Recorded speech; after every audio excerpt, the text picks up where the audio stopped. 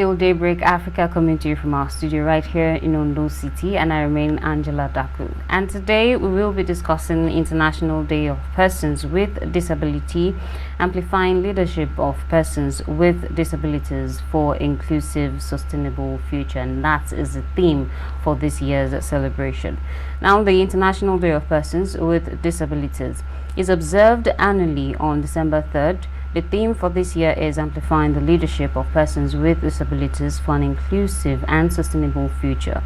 This theme recognizes the important role that persons with disability play in creating a more inclusive and sustainable world for all. It also emphasizes the importance of the participation of persons with disabilities in decision-making processes that affect their lives. Meanwhile, in Nigeria, the National Commission for Persons with Disabilities earlier planned for a walk and national dialogue to commemorate the annual International Day of Persons with Disabilities, which is marked globally on December 3rd. In addition to addressing the difficulties experienced by people with disabilities, the event aims to maximize opportunities for more than 25% of people with disabilities worldwide.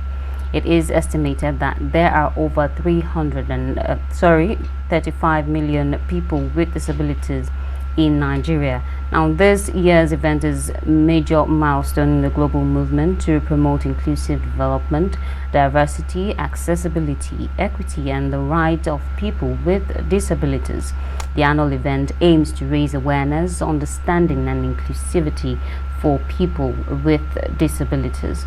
Now we have a guest in the house to do justice to this topic in person of Samuel Ibukun Olasuyan, former state chairman of the physical cluster of people with disabilities and also a public affairs analyst. Thank you for joining us on the program this morning. Well, I'm super elated to be here, at least to commemorate this event. It has been a global event from time, and I hope it will continue to be. So I'm very happy to be here. I thank you all for inviting me, my presenters, and I so much thank KAFTAN TV media outfit. So we have regards for KAFTAN TV, and I will continue to, be a friend and partner to the media outfit for the good things they have been doing, at least for people with disabilities. Thank you so much. Yeah, thank you. Yeah, thank you so much. So I just want to go straight to a point, but what really is the most unique thing about people with disabilities in our society today, from your own perspective so far? I love that question. People with disabilities, we have our uniqueness, and it's found from the area of the potentials God has given to at least about 95% of our people, the gifts, the intellect. You see, but the unfortunate thing is that most times when people see persons with disabilities, the first thing they try to address is the physical appearance. Most of them, oftentimes, they don't care to study persons with disability to actually discover the potential, the gifts, the kind of brains God has given to them, at least to see things that these people are able to do. And that is where that uniqueness that we are talking about lies. So we are specially made and created by God, formed by God. We have our uniqueness. We have it, so, and we are proud of it. So that is one of the reasons we tell parents and guardians of persons with disability to always bring them to the limelight so that people can see and tap that potentials and the good things, the uniqueness, the gifts that God has given to them. Well, from your own perspective, can you tell us categorically some of these challenges that are majorly faced in the society by people with disabilities? We have myriads of challenges, and this stem from the fact that the discrimination is still there. In fact, it's on the high side. You see, as much as we try to create awareness and tell the public, people that that we find ourselves amongst, that they should stop discrimination and stigmatizing persons with disabilities. Many people, as this 21st century, you find them, still trying to discriminate, with people with disabilities in terms of, public transport system, in schools, in hospitals, even in banking sectors. You see this discrimination still out there, still on the high side. Persons with disabilities, the women folk amongst us, in fact, they are very, very vulnerable in the hands of the people who call themselves, let me put it this way, able-bodied, the men. Most times you see them, they try to lure these women because of the challenges that they have. Most of our women, the challenges most of them face, and I do tell them that to me, they should try as much as possible to be cautious when they are trying to deal with women, the able-bodied men. Now, you see, most of them are susceptible to them. Most times when they try to lure them with money, and they too feel somehow inferior to them, that age is counting on me. I'm 25, I'm 30, I'm 35. They are easily lured with money. These able-bodied men will tell them that we love you, and they will buy some stuff for them. And at the end of the day, when they have carnal knowledge of them, they get pregnant, and these able-bodied men, they said they deny pregnancy, they deny the pregnancy.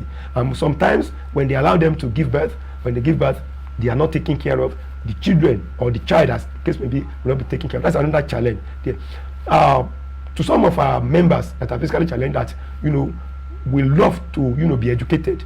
The what do I call it? The incentive, and even the what do I put it now? The kind of things that are supposed to be given to them, at least to encourage them, to encourage them, to help them, you understand, to help them to feel it's a kind of sense of belonging, so that they can be educated, they can feel that they are part of the society, are not given, they are not there, it is not there. And most times these are the reasons that many of persons with disabilities that would have loved to be educated are out there doing nothing. And even what of our hospital facilities there, go there. When you get there, most of these people that have little challenges, health challenges, when they get there, they are not quickly taken care of. They are not attended to. And most times, what we try to preach and tell the government is that health, when it comes to health of persons with disabilities, it should be subsidized. But it's not there. They want persons with disabilities, most of them that have no job, to still want to pay as much as people who are well-to-do out there in the society pay. And most times these people, they can't meet up with the financial responsibilities they are supposed to pay, to meet up with their health challenges. And unfortunately, many people have died in the process. So the challenges are there. What of the infrastructure out there, the public infrastructure, these private infrastructures? You see 3-story building, 4-story building that person with disability will have to climb up to go and do one thing or the other. You see them there, sitting there, maybe on wheelchair. There is no ramp. The mobility aids are supposed to be provided by all these public structures. They are not there. And this is why you see many people with disabilities, they lament when they get to all these places. In the banking sector, is there. We will have to go to bank to do one thing or the other. At least you should be entitled to your privacy as somebody, as a dignified personality. But that dignity is not given to person with disability. You see us out there, most people, you meet them out there, you have to, and some of the bank officials will have to walk to you and tell you, hey bro, do you want to withdraw money? Do you want to do this kind of? Let me help you. What kind of rubbish is that? In this 21st century, at least as person with disability should be given that right. At least we be entitled to our privacy. We should be able to walk in right to the banking hall and do whatever we have to do. We shouldn't be pitied. These things are, most of these things, they are our rights. They are rights as enshrined in the Disability Prohibition Act that was enforced and enacted in 2018, and has been assented to by the former President Buhari before he left office. But these things are still there. They are just ordinary on paper. It is not being being worked upon. It is not being implemented. So we have a lot of challenges. If I want to talk on the challenges, we will be here till tomorrow. So many. I was listening to you when you were communicating the challenges and all that. You talked about the acts actually that was yes, that 2018 in 2018 by President Muhammad Buhari. Yes. One of the problems, even Alex said it, many people say it, the issues majorly with the Nigerian government and Nigerian society is policy implementation. There is the creation. They are good at making policies, but to implement the it, implementation aspect is the thing. But when I was listening to the challenges, I began to see something around societal perception. Yes. Societal perception. The reason why someone will come over to you to say, oh, let me help you because of the fact that it sees the person as a person of disabilities. Honestly, I do read the honesty of the heart sometimes. The honesty of the heart might, let me pity. But the person there doesn't want to be pitied. I want to be respected, that I can still do yes, what the so-called everybody are doing. So now let's my brother, please let me cut in. You see, what the person with disability want is empathy. We don't want sympathy. Don't pity us. Empathy and not sympathy. That we can do it. Exactly. That's why we are saying that there is ability in disability. You know, give us the room to perform. Give us what we want. Just help us. It is not that we pity us. You see, if you say you want to help us and you are doing it, from the angle of pitying us, we don't want that. Give us empathy. Show us kindness. Show us love. You understand? And create that enabling environment for us to thrive. We thrive. That's all we want. But for you to be sympathetic, like, hey, see him, hey, how can I? No, we don't want that. That is as much as we are looking at us from the angle of let us just give it to him because he deserves it. It is not his right. We don't want that. We have our rights. So, and that right should be protected. That's why we are trying to let people know. Yeah, that's it. I was even trying to just ask because I was talking about societal perception, and I was trying to from your own view, what do you think has affected the perception of people towards how they see people with disabilities, especially in an heterogeneous state like Nigeria, where we look at the fact that we are people from different cultures, different religions, and across every other thing. Sometimes, even if we read the scriptures, the books, and all that, there is this kind of approach. They would like men and people to approach people with disabilities, which is not even more from the angle of empathy, but majorly from the angle of sympathy. So, how do you think, even down to our culture, our religion, has affected the way people see people with disabilities generally?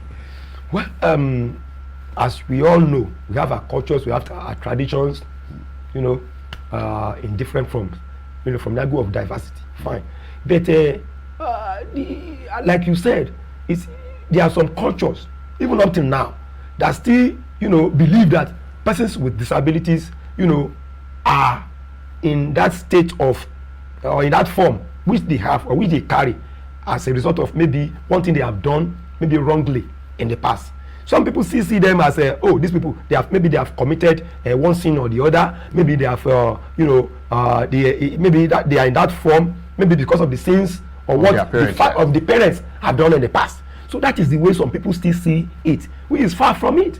It's far from reality. You understand? Like I used to tell people, being a disabled person or person with disability is not a sickness, it's not a sin, and should not be looking from the angle that it is finished with you. I used to tell people that you should let your hope come alive, even when you find yourself, in that angle of being, a physically challenged person or person with disabilities. So our culture is not helping matters. Our culture is not helping matter. People tend to look at it from this angle, like I said, that if you are a person with disabilities, then you should be pitied. You should be pitied. That that mentality is still there. Our culture has maybe made us imbibe that kind of exactly imbibe that that a person with disability should be pitied and they should be seen and taken from the angle that let me not touch him, let me leave him alone. Somebody has said it to my face that he was not referring to me anyway, but one person with disability that you don't know if you get closer to him, that thing that he's doing him may even affect you. I said, wow, affect you with what? Why would he affect you now? It's not it's something that can be transmitted now. You cannot be infected. For instance, now one of my limbs is amputated. Doesn't mean that if you sit very close to me that your too will be amputated. What happened that made me to become amputated on this side of my limb? Once you are not, so I just look at it. Like for instance now, mine happened as a result of an automobile accident. So you that do not have accident, not involved in accident, how will you come to my own state now? Is it possible? You understand? Somebody now who has maybe who has lost an eye or maybe two because we have visually impaired, very many amongst us. So sitting with somebody who is visually impaired, how can that, for Christ's sake, infect you? because you have sat beside maybe him or her in a commercial bus, or even in a classroom, or maybe in the bank or hospital. So look at it. So that mentality is there. It is the culture is not helping matter, my brother. It is not. So, and I'm beginning to see from this angle that maybe it is the society that is not ready to imbibe, the culture of let us see ourselves as one, as God's creature. We are together. The Bible says that we are fearfully and wonderfully made, but in our own setting, it is not so. If you are a person with disability, then you become the drag of the society, or you become somebody that should not be moved closer to, or you become somebody that should be dumb and locked up in a room so that you will not be found among people. You understand now? Yeah. So that is the kind of culture we many, I would not say all now, some part of this country, our country here, operate from, which is not helping person with disability, because when this kind of thing happens to us, we feel, somehow we feel depressed. That's it. We feel depressed. And most of the time it's lower the morale of the person. That is it. Well, still on the aspect of perception, we understand that over time we have always made created awareness on this part of inclusivity for people with disabilities. Yes. Do you think that at some point it has actually reduced over time, or it's actually getting worse than before? Thank you very much. I shouldn't be economical with the truth. It has been helping us. It's been helping us. The awareness creation that we've been making on the media outfit, like KAFTAN TV, for instance, that has given us room to voice out, to do programs. And this particular one we are doing, this is not the first, this is not the second. So you have been trying, from your own angle. You understand now? And we've been seeing the results. So although it is not that we are there already, but at least we are getting nearer to where we should be. We are getting nearer to where we should be. It is not becoming worse, but it is becoming better. So we are seeing the result, but it is still very a very long way to go. A long way to go. Very long, actually. Very long. Long way to go. Now, we've seen from the perspective of the people, but now let's talk a bit more into the persons with disabilities and all that, majorly.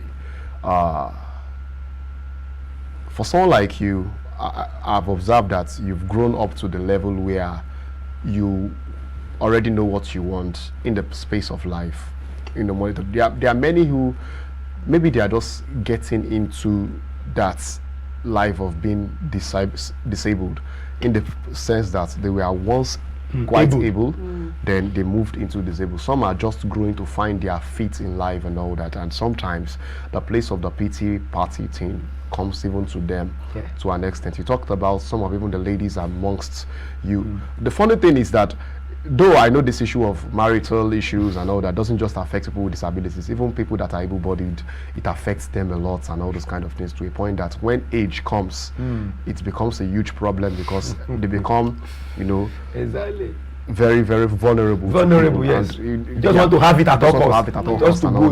But now, talking about people that are just, getting into it, and there is this sometimes ideologies are learnt. They become attitudes and all those kind of things. Some people cannot do, even everybody people cannot do without begging and all that, even to survive and all those kind of things. Now, what's your take on a person with disability that still grows into that kind of mentality on being pitied? Thank you so much. Well, let me start from this angle. When I was involved in automobile accidents years back, and I found myself in Awolowo University Teaching Hospital, then that was in 2005 precisely. It took me about 7 months, almost 7 months. I was hospitalized. So when it finally occurred to me that this limb is gone. At first it was like a dream, because in my office then where I used to work, I hardly sit down. You see me from here to here, I hardly sit. I'm the kind of person that God has given, that agility is in me. I always want to walk. But when it dawned on me that this thing is gone, I'm gone for life. So I became depressed at first. But after some times, after 2 weeks, so I regained my consciousness. that no matter what I do, no matter how much depressed I become, no matter how much lost I want to throw myself into thinking, this thing is not coming back. It is gone and gone for forever. So by the grace of God, like I said, I regained my consciousness and I began to preach to people that are in the hospital bed with me, people that have similar problem and people whose problem is not even up to what's happening here. I started preaching to them. There are some of my boys then that were working with me, that were under me then, because I was a manager in a company then. When they come to me, some of them want to pity me. Can you come here? What is it? I'm still alive. Forget about it. When there is life, there is hope. That I have lost my lower limb does not mean that is the end of my life. You understand? So this kind of thing will always occur in the life of anybody that finds him or herself in that position that I was then. And this is what often happens, among persons that have that becomes disabled all of a sudden. People that are not born with it, it's in categories. Some people are born with it. Some experience.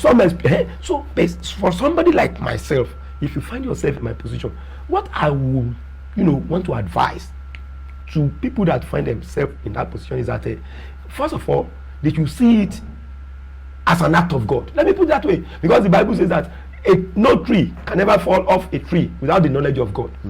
Amos 3:3 says that can trouble come into a nation without the knowledge of God? It can't. So that you become physically challenged does not mean that that is the end of the road for you. So have that at the back of your mind first, that it is not the end. You shouldn't lose hope. You should try to, as much as possible, to keep your hope alive, because as long as you are still alive, you still have a long way to go. There is hope. So that is one thing I want them to. So they shouldn't feel depressed. They shouldn't feel bad. They shouldn't foolishly accuse God that you should have allowed that kind of thing to happen to them. If it doesn't happen to you, who do you want it to happen to now? That is it. It happened to you for a reason. Like that many years back now, when some people look at me, they say, it is better this person die off than even being alive. But today I'm here. Abi, I'm talking about 2005. Count the number of years. This is 2024. And I'm still alive now. Hale and hearty. Those things that I wasn't able to do then, that I couldn't do then, even before I became physically challenged, I have done it now. And I'm still praying to God that He give me longevity so that I continue to.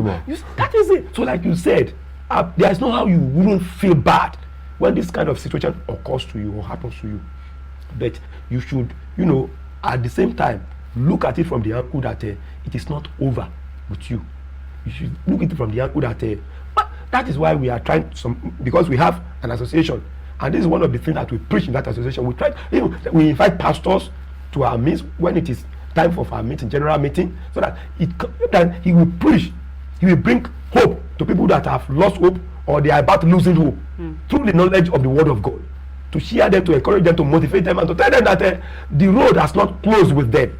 They have a long way to go. That is, if they allow what God has destined or what God has programmed in their life to come to limelight by not losing hope and falling back and think that that is the end of the road. Because it is one thing, for somebody to have, a bright future. It's another thing for that person to work towards it, to take the necessary steps towards achieving that goal or that program of God in his or her life. So if you become physically challenged, like you said, like myself now, if then I lost hope or have, said, let me commit suicide and, and go, today I wouldn't be here. I wouldn't be here. So that is the kind of, that's the kind of, the kind of mindset I want people that finds themselves in that situation to always have. That I can still do it. I can still make it. I can still get there. What God has destined me to be, I can still become, even with this present challenge or situation that I find myself. So, and like we mentioned begging, there are some people, everybody, they do go. They are professional beggars out there. So many of them. So it is not a physically challenged person that beg. Yeah. So people go out there to beg, to fend for food, and because of the way we find ourselves, the harsh economy, the downturn of things. So it has affected so many people. Their psyche has been upturned, and they do things that are not. We feel that it is not normal. But we tell people with disabilities that it is not dignifying. They shouldn't go begging. They should rather find something to do with their hands. You find skills, learn a trade, go to school, find things to do. that are dignified, that will, give you reputation, that will make people look at you that you are trying. Let us help you. But that you go about in rags, in tattered clothes, begging for food, begging for money, going to parties so that people can see you and pity you, it doesn't help. It doesn't help. It doesn't help at all. Well, still on this part of inclusivity, I think one of the areas that mostly people with disability has called out for is on the part of leadership. Yeah. Inclusivity in the part of leadership. What can you tell us about that? Like the team says, amplifying people with disabilities, and so on and so forth. Leadership. The question we should be asking ourselves is that what has the society now, the government, given to persons with disability vis-a-vis that leadership thing they are talking about? You see, you that we attain the position or status of leadership, at least you should have been given at least the opportunity to start from somewhere. Followership leads to leadership. You understand? So what I'm trying to say is that as the society even given us the opportunity to aspire to that position of leadership, most of the things that persons with disabilities that you see at the top here, at the top there, have been able to achieve today. Let me tell you, it is by God's grace and force. Let me put it that way. It is by God's grace and maybe and force. Sometimes there are times, you see, sometimes it saddens my mind when some people out there, because they do not understand what we are facing, the challenges we are facing, they tend to give us this bad name that persons with disabilities are aggressive. They said they are aggressive. They are aggressive. You see, in this part of the world, most times people always want to reckon or see reactions. They don't tend to look at actions that precedes the reaction. You understand? When you say persons with disability are aggressive, do you know what they are facing? Do you know what has been done to them? You understand? So, like we are saying, leadership. Are we given that opportunity to even rise to that position of leadership? Are we? Is that amplifying? Amplifying here is to extend, to increase. You understand now? But somebody that has not even gotten to where it should be, to attain leadership now, how will we extend it? How will we give it intensity? It doesn't work.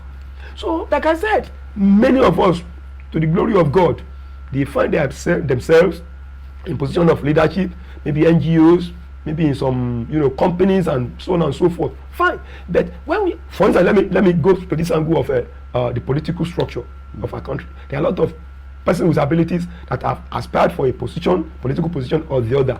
But what has been the result? Only a few states, and especially the northern states.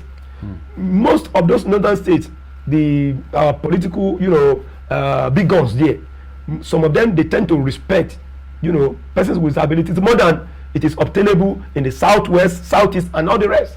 You understand? They will give a position like SAS, SSA, even commissioners and all the rest. But in some other geopolitical zones, it is not so. It is not so. Even when you try to aspire, when you try to attain leadership, political leadership, they look at you and say, how can this one perform? Consider. You understand? So there are some parties, let me be truthful. There are some parties that when it comes to persons with disabilities aspiring for a position or the other, they will give them free form. They don't collect money for forms. For them, for my interest, for my all the rest. Fine. But when it comes to the proper, contest, are they given the expected opportunity to compete favorably with the able-bodied counterpart? No, that's the truth. So to aspire leadership, the society needs to first give us the enabling environment. They first of all need to encourage us, and tell us that we can do it. So when they begin to put this thing in structure, we too will see that true. We've been given that room, and when we get there, will be the competition will have to be a fair one, free and fair one. So it is then that we too will be comfortable to want to run for position of leadership. Understand? There are some people that have shown interest, and there was a guy that told me during the last governorship election. Exactly. Told me that I want to vie for. I look at it and say, well, God will help you, but with this situation of things, I don't think it can work. Go and try your best. But this guy, in fact, did he attain 5% of the whole thing before he discovered himself that there is no way possible.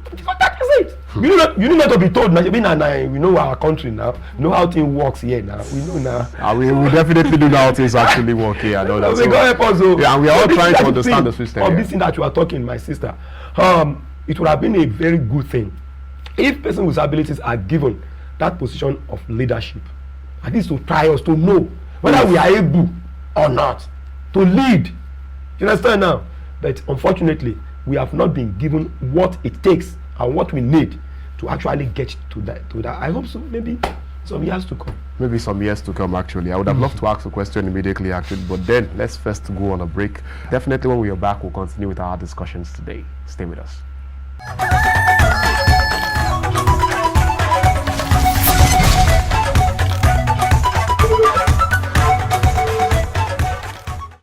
Welcome back, and it's still Daybreak Africa coming to you from our studio right here in Ondo City. However, we were discussing earlier on the International Day of Persons with Disabilities, amplifying leadership of persons with disabilities for an inclusive, sustainable future. And we have with us Samuel Ibukun, who has been talking more about this topic. Now, this is the second phase of the discussion. Well, before we went on that short break, we were talking about the part of inclusivity when it comes to leadership of people with disabilities. I'd like to get your perspective. What did you observe in our recent elections when it comes to preparations for people with disabilities? How were they carried along?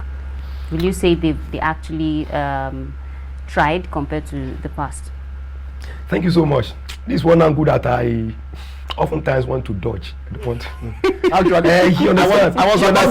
I was about to make it tougher because she understands why. I want to ask a question. Actually, I will answer. But I will be discreet.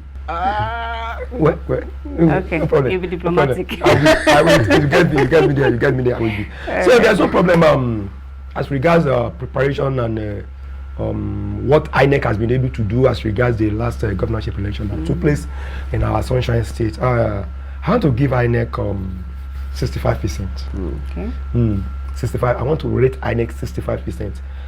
Because if you look at what has been happening in the past, be it the general election, presidential election, governorship, National Assembly, and all the rest, and vis-a-vis what happened in the last governorship election, we want to see that INEC has they have raised stepped up, they have stepped up, they have really raised that standard. They did all they could within the power to make sure that persons with disabilities are given the sense of belonging and given the enabling environment to actually participate in the election. INEC tried, but the fact is that they have not gotten there. They have not gotten there because there are complaints here and there from our members. Because we have a platform, industry platform where we operate, where we discuss and communicate, and I could see, in their write-ups and the messages that braille machines, there is a form EC 40H that INEC officials should fill for persons with disabilities when they come to vote.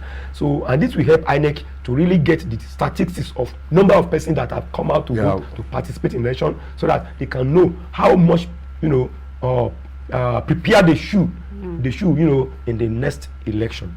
But most of INEC officials, according to the feedback we got from that platform, they failed to fill the forms.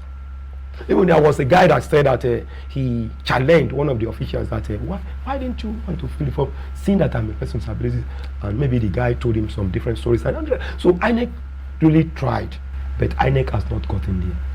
That is the fact. INEC INEC has not gotten there. INEC has not gotten there, that is the fact.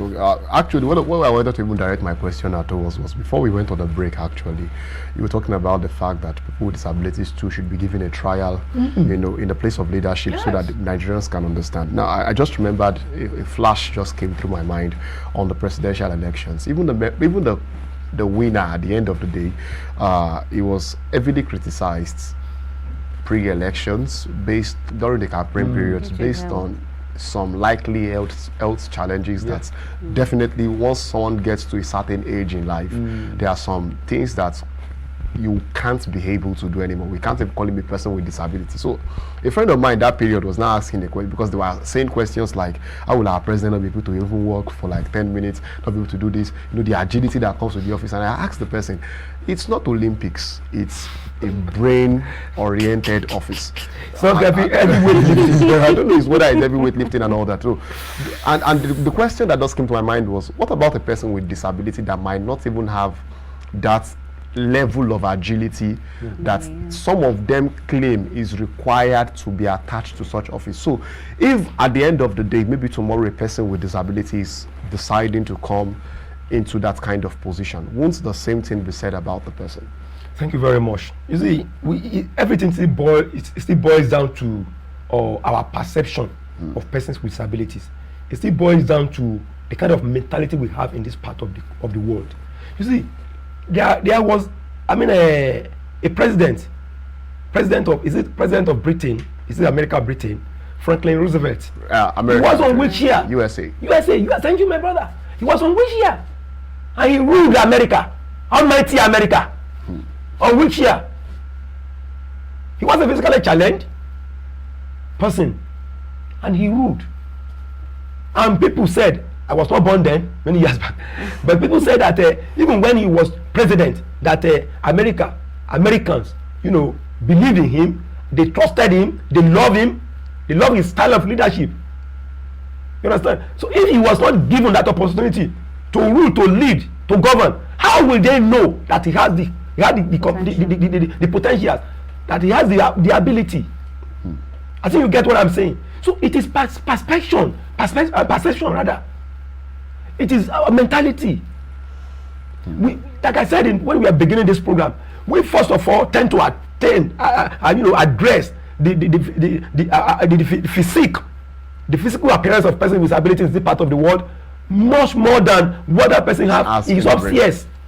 You understand? So if you are not okay, for instance, look at what is happening now in most of the public parastatals, private parastatals, you know, in our industry, in our companies. You understand now? When you want to you want to, you know, be employed, you want to be employed, when you're seeking employment, they will tell you that you must have gotten maybe 10 years, 15 years, 30 years experience. So want to start from somewhere before you begin to garner the experience. It is funny. And it is sometimes I look at it is crazy. You have to give that person, people that have attained that level of years of experience, they started somewhere. And these young folks that are there, some of them 26 years, 30 years, you say they must have gotten maybe 10 years, 15 years experience. From where? From heaven? From their mother's womb? You see, the way we look at things, the way we do things in this part of the world sometimes, it annoys somebody. And this is we know that person with disability, we carry the same water, the same blood with able-bodied in our society. But the fact that we are physically challenged, you know, it tells most about us. You know, when something like this, it's just like when somebody add sort to injury. You understand? We have our challenge already, we have our problem already, and you want to add more to it. That's the way it is. So this kind of leadership thing we are talking about, if you don't give us the enabling, you know, environment, the enabling things, those things that can help us to attain that leadership, how do you want to know that we are able? How do you want to know that we are capable? How do we know that we are competent? No. We can be efficient in it. That is the problem. So this man I mentioned now the other time, Franklin Roosevelt, that ruled, like I said, if he was not given that opportunity, people wouldn't know that he is able and can do it. So there are some people, look at people with disabilities in this country. Like I said, some of them are captain of industries. Some of them, they have their own businesses they are doing. Some of them are even employers of labor. You understand? So that is the angle people, as the society should be looking, at people with disability. That's it. Look at them from that let us give them a try. Like I said, I'm not where I work. In 2017, I was given the best performing staff. Yes, I was given an award for that in 2017 by one of our administrative secretary. He's no longer in service now. In 2017, I was given in the whole state.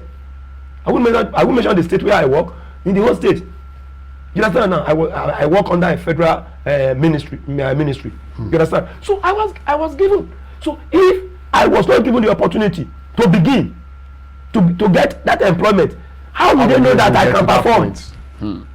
But what happens in this part of the world most time is that even when person with disability go there to beg for appointment or employment or whatever, where this one coming from? Can you do anything? Look at him. This one that will not be coming to work. This one that will not be punctual. Test him first. They said the taste of the pudding is in the eating. At least you must first of all give these people at least that opportunity and benefit of the doubt to really know what they can do and what they can't do. You understand? So leadership, we would have loved, like I said, to attain that point of leadership, even to govern this country. Yes, person with disability can do it. Give us the enabling environment. Give us the opportunity. Try us. You will know that God has given to us the grace to operate, to govern, to lead. I tell you, my brother. So we continue to appeal to the government, to the society, to really accommodate us and try us to know what we can do to better the lots of the suffering masses of this country.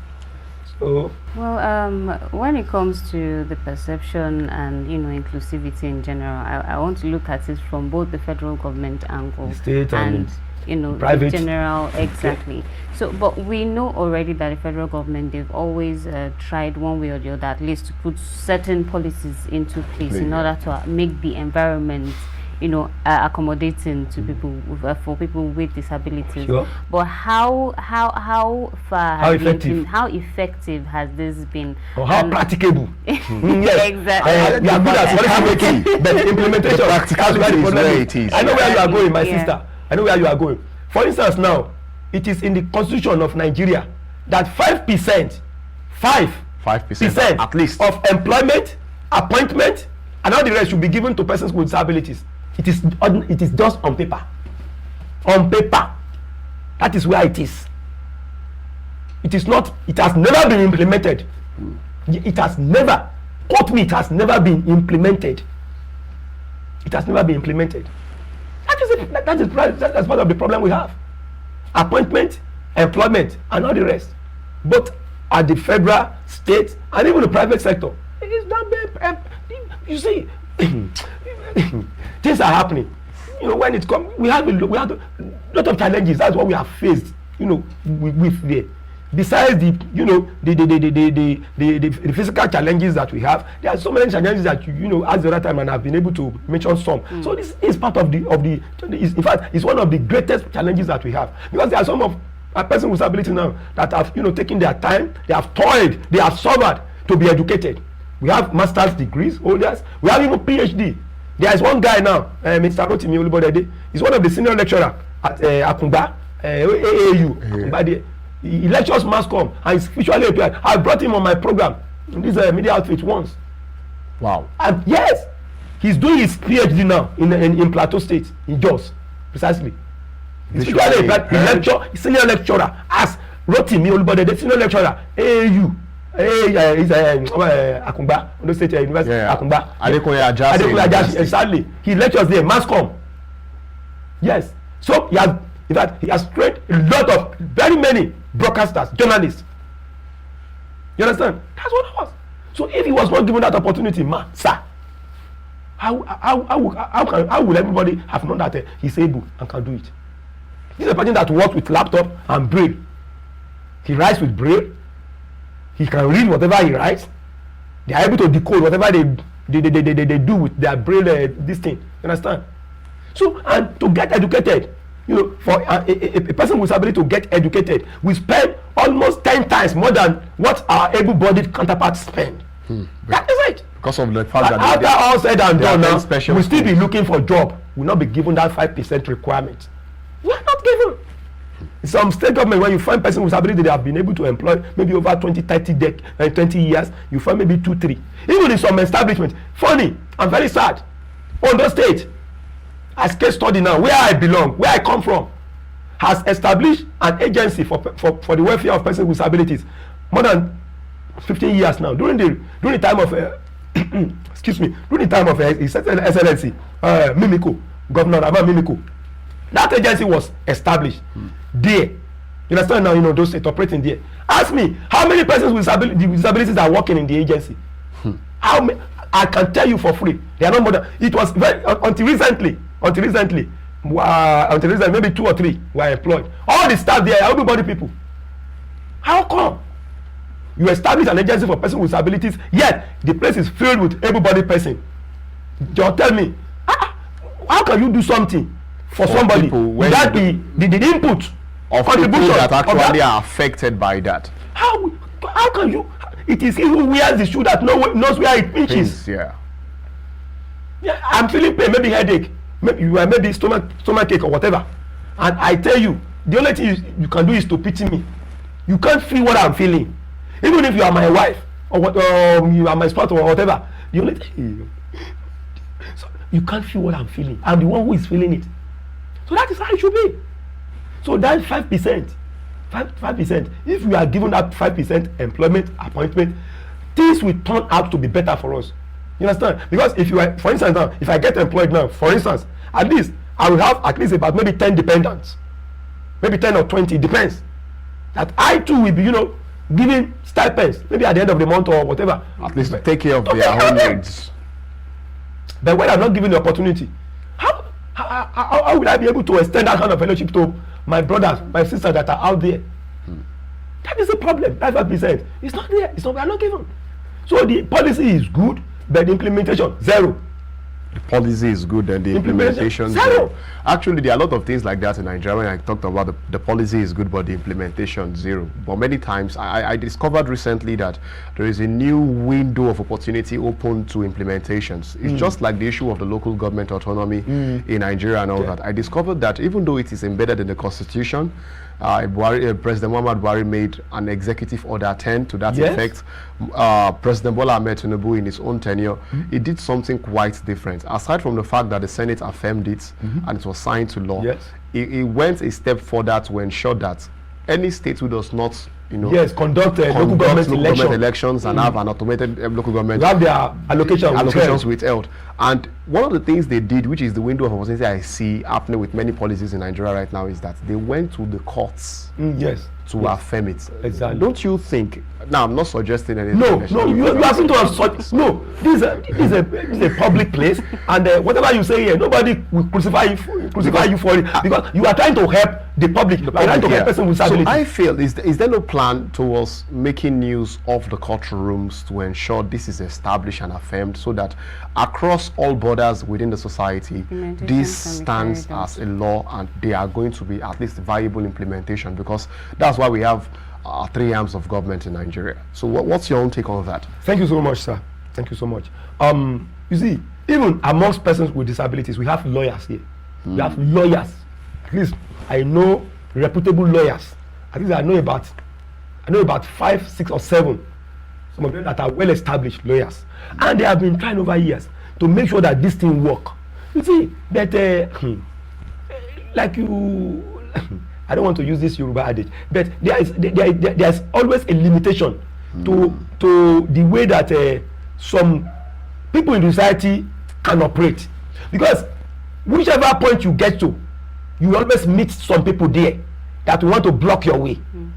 I don't know whether you are trying to get. I understand what you're trying to say. For instance, now, like some people used to crack this joke. They say the laws in Nigeria is meant for the masses, not for some people. Yeah. Which name I wouldn't want to mention.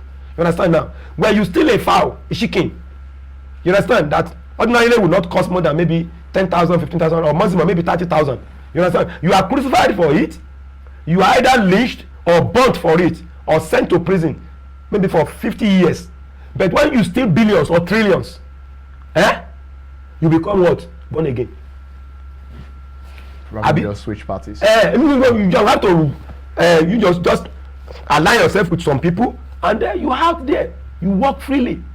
You understand? So these lawyers that are persons with disabilities and some other people that are advocates for persons with disability to live good, that have passion for our welfare. They have been trying over years to make sure that this thing works and it stands, because the laws are there. Like the laws are there, but the more they try, the more opposition they have, the more difficulties they meet. But these people have not relented. They are still trying, and I know in no distant time that God helping us, we'll get there. God helping us, we actually get there. Well, we've been talking more about the challenges and how implementation is actually a problem in Nigeria when it comes to, policy making. Policy making and practicality. Exactly. But now let's talk about how we can move forward. Moving forward. Let's look at how we can actually move forward. Yes. How can we start to reorientate people about our behaviors towards people with disabilities, especially from our homes? Yes, so charity begins at home. Yes, fine. I want to maybe make this in form of appeal to parents out there, parents of persons with disabilities, guardians, teachers, even in churches. Let's start from there. You see, there are some parents, it's very unfortunate anyway, parents that when they give birth to persons with disabilities, they feel that they have offended God, like we tried to mention, when we started the program. They feel they have offended God, or maybe terrestrial power is, is at work. You see, so and when they give birth to such children or child, as the case may be, they just sideline them. Some even are so wicked and callous to the extent that they lock their children or child with disabilities at home while they are going out, where they are going to functions, churches, and all the rest. They lock them. They are different in their homes. Some that are guardian, they don't give them equal treatment with the able-bodied counterpart that are children at home.